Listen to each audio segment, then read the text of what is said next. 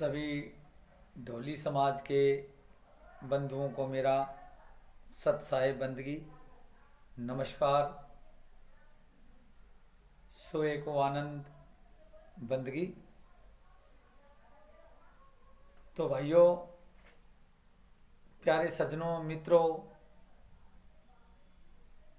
संत महात्मा जिज्ञासु जनों को मेरा ये संदेशा है। तो मैं आपसे दो शब्दों में वार्तालाप करना चाहता हूँ कि मेरा जो उद्देश्य है इस समाज के आने वाली पीढ़ी को जागरूक करने का, शिक्षित करने का।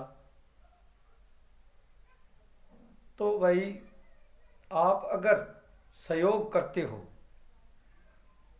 तो ये मेरा मिशन एक दिन ज़रूर कामयाब होगा। हमारी समाज आगे बढ़ेगी, एक दिन हमारा समाज अच्छी पोजीशन में होगा।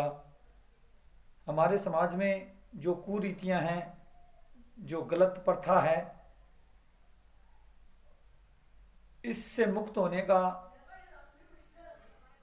हमारे पास कोई तरीका और नहीं था। तो मैंने एक ग्रुप बनाया है।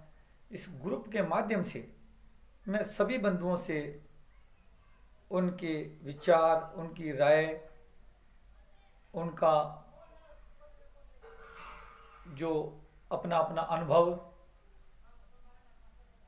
जानना चाहता हूं कि वो जो हमारे समाज में एक व्यक्ति मरता है और उस व्यक्ति के ऊपर जो खर्च होता है, जिस पर हम दान, घी, जो पैसे बांटते हैं, ये सब कुछ करते हैं। तो वो जो हम लोग करते हैं वो एक हमारी पुराने मतलब यानी कि बुज़ुर्गों का जो ये बनाया हुआ रीति रिवाज है।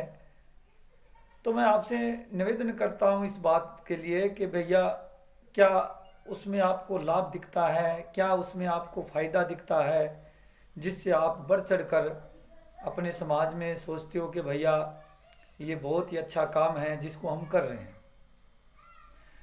एक तो बात ये है कि जो व्यक्ति घर से उनके एक व्यक्ति जाता है और उसके बावजूद वो खुद जो है एक गुलाम बन जाता है। गुलाम किस तरह का बन जाता है?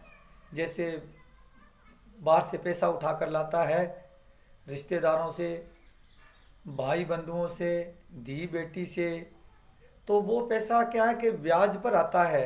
घर में किसी के पैसा नहीं होता, आगे से आगे सब लोग पैसा उधार ही लेकर आते हैं, किसी के घर में पैसा नहीं होता। तो वो पैसा इकट्ठा करके हम लोग जो है अपने समाज में बांटते हैं। जितना जितना जिसका जी चाहता है वो उतना बांटता है। तो मैं कहना चाहता हूँ कि ये क्यों है ऐसा ज्ञान हमारे भीतर है, क्योंकि हमारी पीढ़ियाँ हैं जो इसमें, जिनके मतलब जो है अच्छे मकान बने हुए होते हैं, वो झुग्गी झोंपड़ी में आ जाता है। फिर भी उनके पैसे वो उतरते नहीं। उसके बाद फिर कोई और नया काम आ जाता है। तो हमारे घर में धी बेटी जवान होती है, वो भी शादीशुदा के मतलब यानी हम मतलब लायक हो जाती है, तो उसकी शादी करने में भी हमें दिक्कत आती है। फिर भी हमें पैसा उधारा ही लेना पड़ता है, क्योंकि हमारे पास तो कुछ होता नहीं है। क्यों ना इस गलत रीति रिवाज को बंद किया जाए। और इसी कारण से मैंने एक ग्रुप बनाया। उसके माध्यम से ये मैं आप तक ये संदेशा भेजने के लिए, आज सबके पास एंड्रॉयड स्मार्टफोन है, तो स्मार्टफोन के कारण से हम लोगों को ये संदेशा मिल रहा है। अपने अपने गांव से, अपने अपने नगर से, जिन्होंने मतलब चाहे बंद करना है चाहे चालू रखना है, अपनी राय जरूर डालकर भेजें, वीडियो बनाकर भेजें, ताकि सब लोगों को पता चले भी कौन चाहता है कौन नहीं चाहता।